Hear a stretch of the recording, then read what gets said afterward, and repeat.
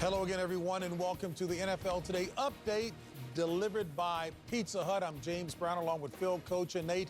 Up next, Game 2 of our doubleheader with more playoff implications. Most will see the huge NFC matchup between the Cardinals and the Rams as the NFL postseason picture continues to come into focus. That's all starting next right here on CBS. And in the AFC, as things stand, Kansas City would be the 1 seed, followed by Buffalo, Pittsburgh, and the AFC South winner, which could be Tennessee if they beat Houston. Locked in the wild card spots are Baltimore and Cleveland. And after a Miami loss, the Colts control their own destiny. While the Dolphins are sidelined, they are hoping that Indy falters. Meanwhile, in the NFC, after the early games, Tampa has wrapped up the 5th seed, and the winner of the Giants and Cowboys could win the NFC East. That is, if Washington loses tonight.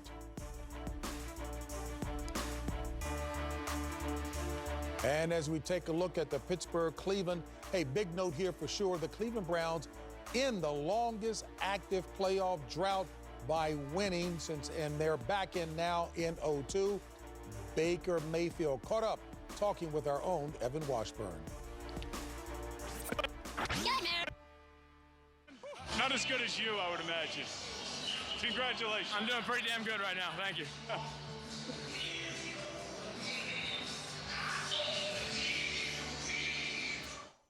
All right.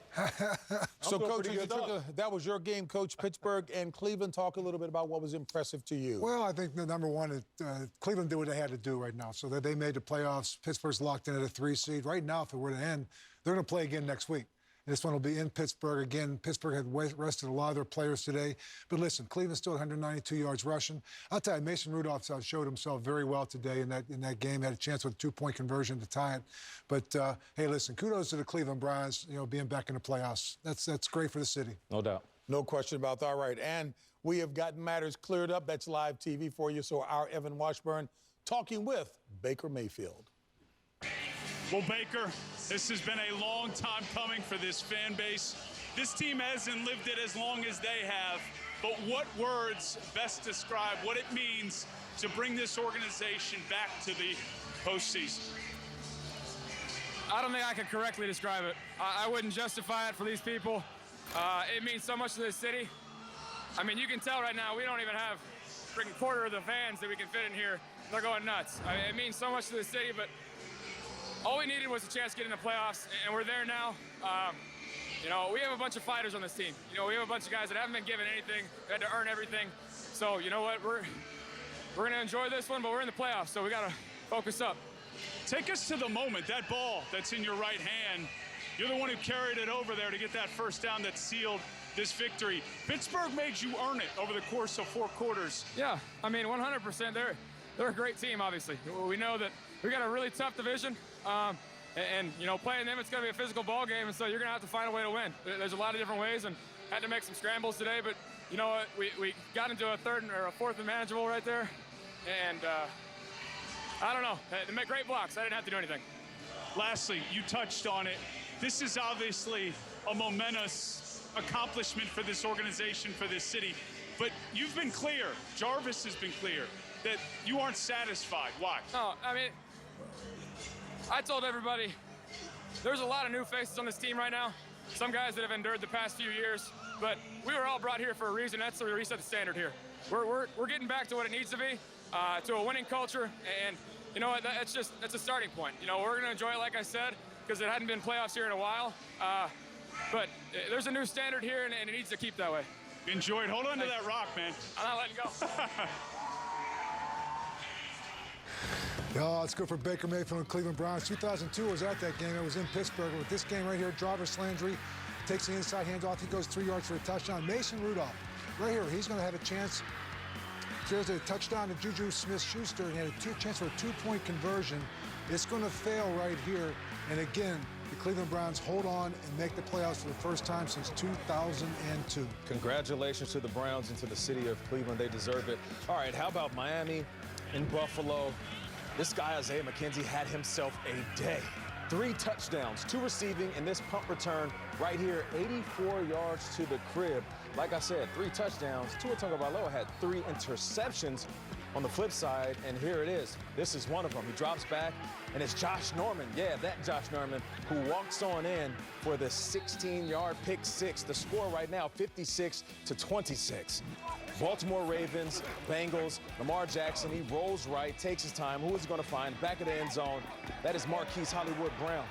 Jackson, 3 TD passes, 2 of those to Marquise Hollywood Brown, who stepped up big in this one. And they have a run game. I don't know if you heard, but they had themselves a day on the ground. This, J.K. Dobbins, 72 yards rushing, 2nd touchdown of the day. The Baltimore Ravens rushed for 400, that's right, 404 yards in a big win, 38-3. Cowboys at the Giants, Daniel Jones. Play action fake, throws to Sterling Shepard. Oh, this is down the field. Dante Pettis for a long 33-yard touchdown pass. Here's Ezekiel Elliott, 1 yard out. Finds his way in there. Good running by Ezekiel Elliott.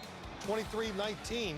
It's the New York Giants moments ago in the end zone. Xavier McKinney intercepts Andy Dalton, but now we are waiting on. Dallas has recovered a fumble, so this game is not over yet. Oh, man. Falcons and Buccaneers. Here's the Bucs here. Tom Brady's going to find Antonio Brown right here from 25 yards out. 4 touchdowns on the day for, as you sit there and you see Tom Brady, Matt Ryan right here. You find Hayden Hurst to get this to 30-27. But Brady again to Chris Godwin. And he had 2 touchdowns on the day. They will now, as a number 5 seed, locked up and play the winner of the NFC East. Last time, as we come back to talk a little bit about the playoff action coming up, Cleveland, last time that they lost back in 2002 to your squad. Yeah, they're going to, if they go back right now, the way it is right now, it goes back to Pittsburgh. And I remember playing them in that game, and it was a game we got down, I think, by 17 or more points, and we come back and win them. So, listen, for the Cleveland Browns, it is about having that culture again. For those people up there, I could not be happier for them. Well, we saw Baker Mayfield doing the interview. Look how excited he is after the game. Listen, he's been under a lot of scrutiny, a lot of it deserved, of course, being the #1 pick. But the one thing you got to say about him this year, he's matured. Yeah. He's handled himself well the whole year, on the field, off the field. He's admired by his teammates. Hey, look, and they did 2 things today. One, he played well. No turnovers. He's thrown well over 300 passes with only 1 interception here at the end of the year. And a good job. He moves around. He scrambles. He's been throwing the ball extremely well, not missing people who are open. And, of course, they've run the football well. That was a good throw. I think it was to Austin Hooper that got him going across the field. But just everything about him. Run the ball. The offensive lines come through. Baker's thrown it well. And Kevin Stefanski, what can you say? Yeah, well-deserved. Well-deserved. He played well, especially over the last handful of weeks. Baker Mayfield stepped up. He took care of the ball.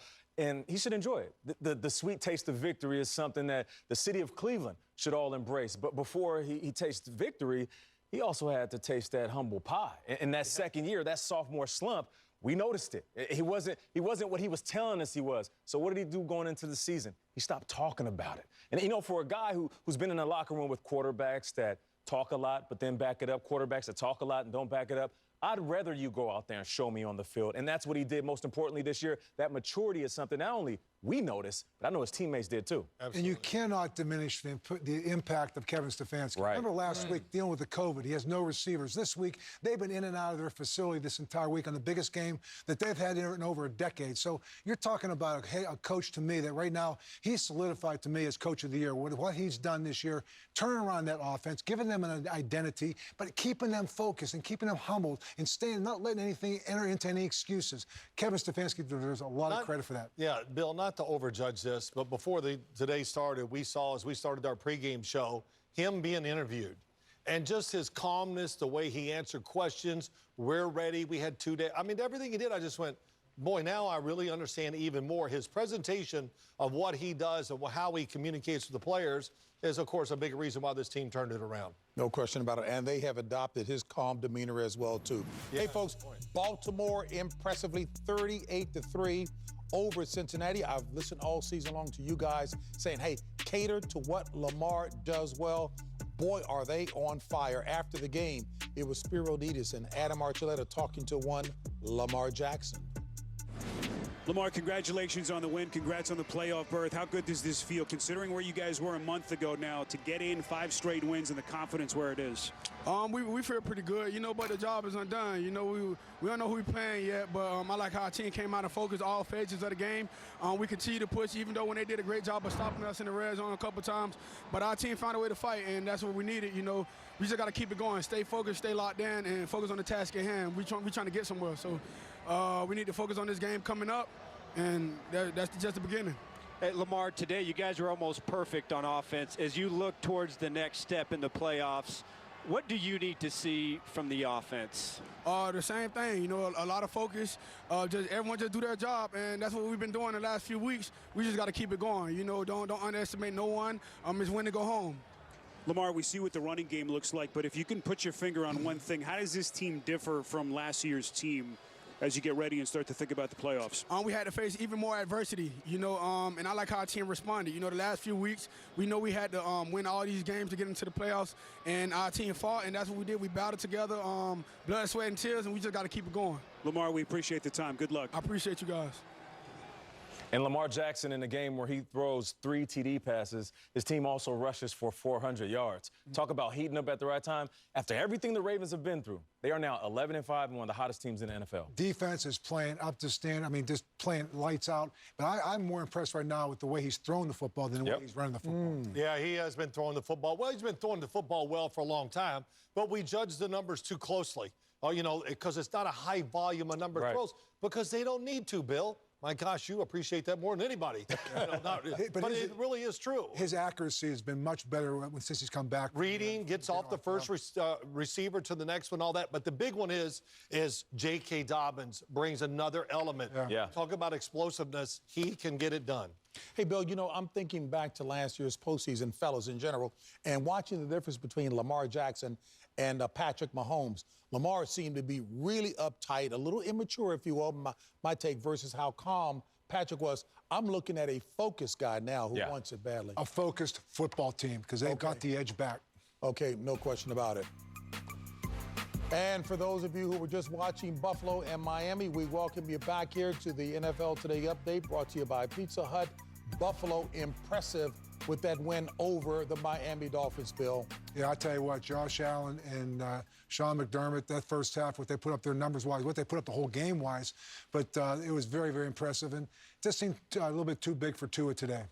And Nate, as we take a look at the AFC playoff picture, what catches your eye, other than, of course, Cleveland getting into the postseason for the first time since '02? Take it away, Nate. Yeah, going right back to Buffalo, I can appreciate the fact that head coach McDermott said, you know what, I'm going to play my guys. Because you could have easily rested Josh Allen, and we wouldn't even thought it was a big deal. But the simple fact that they played so well, they're going into the playoffs more confident than they already were. Yeah. And when we look on the NFC side here with the New York Giants winning against Dallas, New York now will wait because they could get into the postseason if Washington loses tonight. Oh, yeah, it was something else. The Giants hung on and won the game today. A really good job. Daniel Jones looks like he played very well.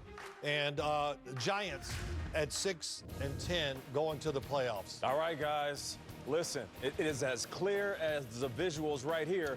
Kyler Murray, you win and you're in. The Rams defense will be ready to try to contain him. And there is John Wolford. We're talking about his first game as a pro. How about when the playoffs riding on it?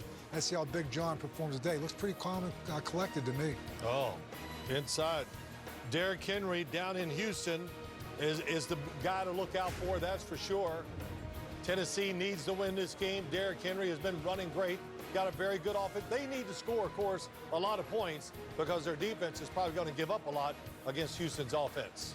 And Phillip Rivers, he's going to have himself a day. Listen, Phillip Rivers has been playing well over the last couple of months, had a little bit of a step back, but he's going to have to step up in Week 17 in order to give his team a chance and to get big to the playoffs. Picture note here, if Tennessee wins, they clinch the AFC South. And, of course, Indy will win with Tennessee losing. They will clinch the AFC South. Big doubleheader action coming your way right here on CBS.